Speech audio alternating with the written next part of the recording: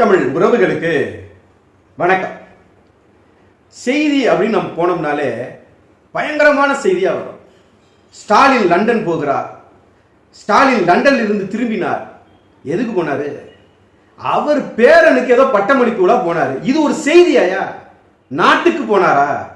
எதுவும் முதலீடு வாங்க போயிருக்காரா? அவர் ஆட்சியிலே இல்லை. அவர் எங்க போனா என்ன? அவர் கொடைக்கானல் படகு சவாரி செய்தார். இப்போ மற்றவங்கெல்லாம் என்ன நீச்சல் அடிக்கிறாங்களா குளத்துல, கொடைக்கானல் ஏரியில? செய்தி அப்படி போடுவாங்க. இப்ப சொல்றாங்க லண்டனில் இருந்து திரும்பினார். என்ன வெட்டி முடிச்சுட்டு திரும்பினாரு? உடனே அது செய்தி. இந்த நடிகைக்கு பெண் குழந்தை பிறந்தது. இங்கிட்டு விவாதம். ஏன் அந்த நடிகைக்கு ஆண் குழந்தை பிறக்கவில்லை? விவாதம்.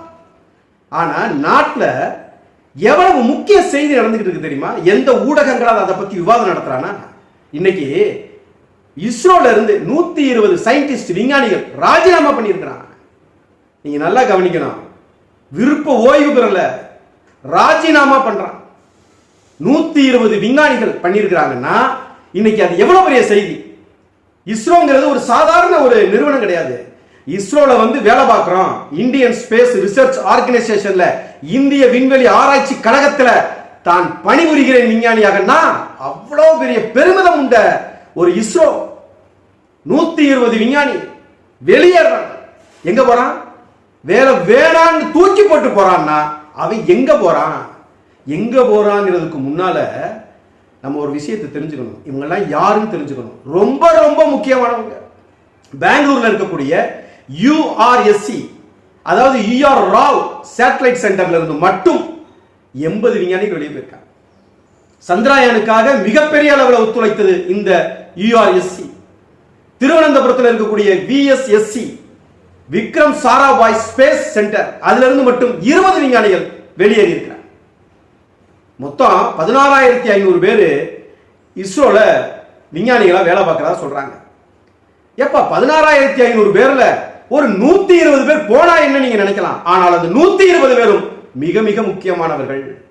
ஏற்கனவே ப்ராஜெக்ட் மேனேஜரா இருந்தவங்க, ப்ராஜெக்ட் டைரக்டரா இருந்தவங்க.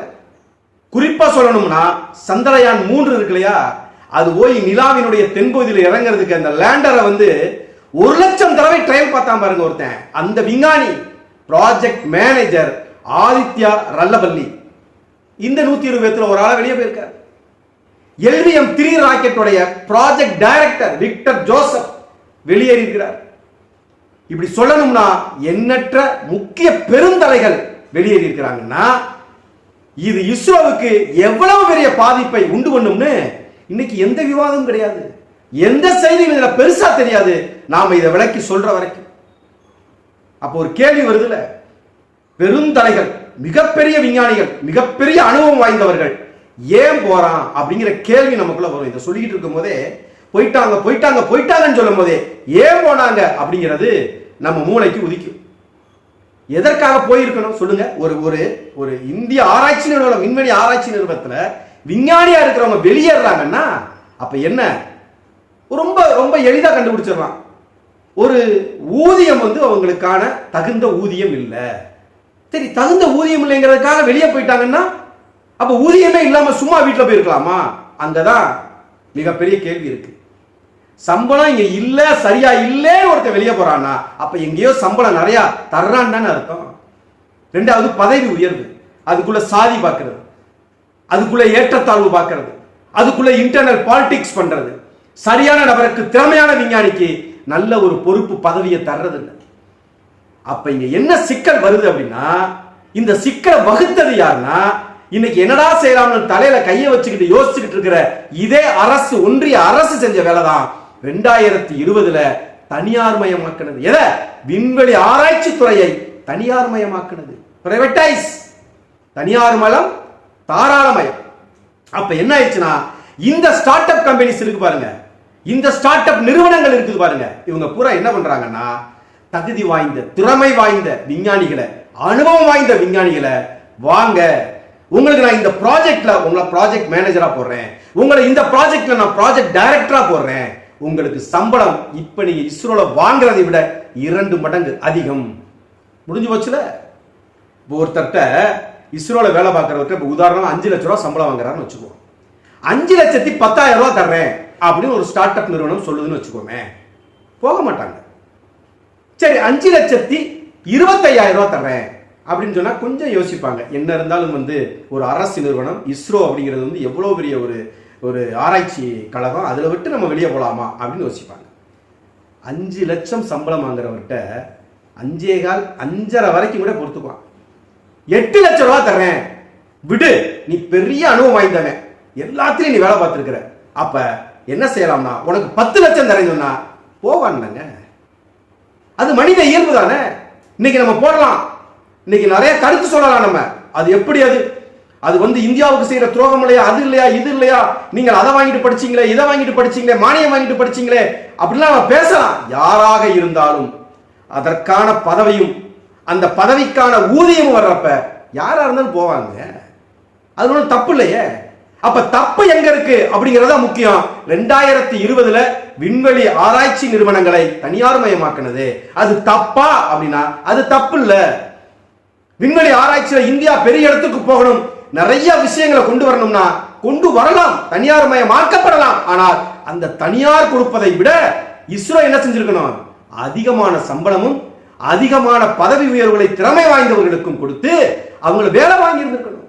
இன்னைக்கு நீங்க பாருங்க, BSNL ஒண்ணுமில்லாம போச்சா, அரசு நிறுவனம் ஒண்ணுமில்லாம போச்சா, LIC ஒண்ணுமில்லாம போச்சா.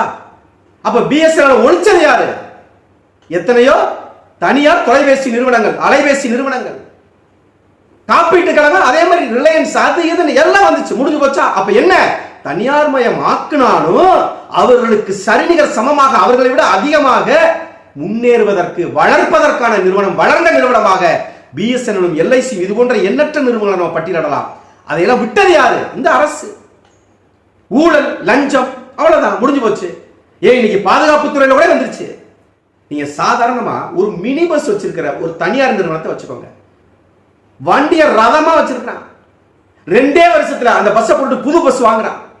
எப்படி பண்ண முடியுது? ஒரு தனியார்னால ஒரு பேருந்த ஓட்ட வச்சு அந்த பேருந்து நிறுவனத்தை பெருசா வளர்க்க முடியறப்ப ஏன் ஒரு அரசு துறையினால ஒரு போக்குவரத்து கழகத்தை, ஒரு அலைபேசி தொலைபேசி நிறுவனத்தை, ஒரு காப்பீட்டு நிறுவனத்தை ஏன் செய்ய முடியுங்கிற மிகப்பெரிய கேள்வி இருக்கு.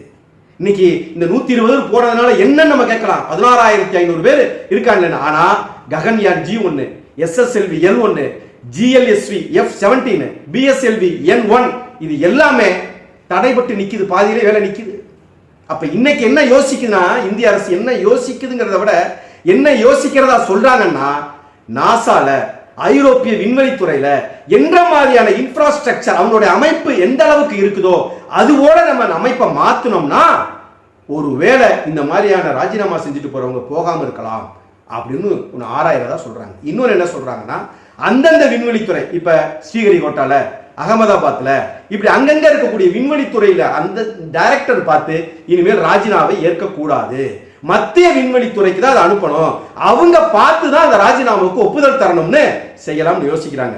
ஆனா நம்மளை பொறுத்த வரைக்கும் இது அரசின் நாடகம்.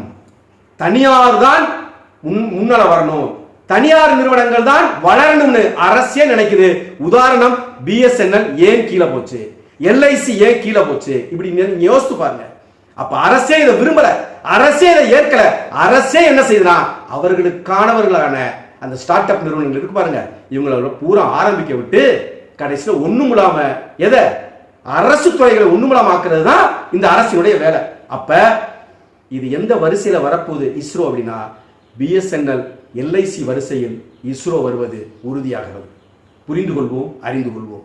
இது போன்ற செய்திகளை உங்கள் விழிகளுக்கும் உங்கள் செவிகளுக்கும் கொண்டு வந்து சேர்க்க சமர்க்களம் வலையொலியை பின்தொடருங்கள், சப்ஸ்கிரைப் செய்து ஆதரவு கொடுங்கள். நன்றி, வணக்கம். இது சமர்க்களம், சமரசமற்ற தமிழ் தேசிய ஊடகம்.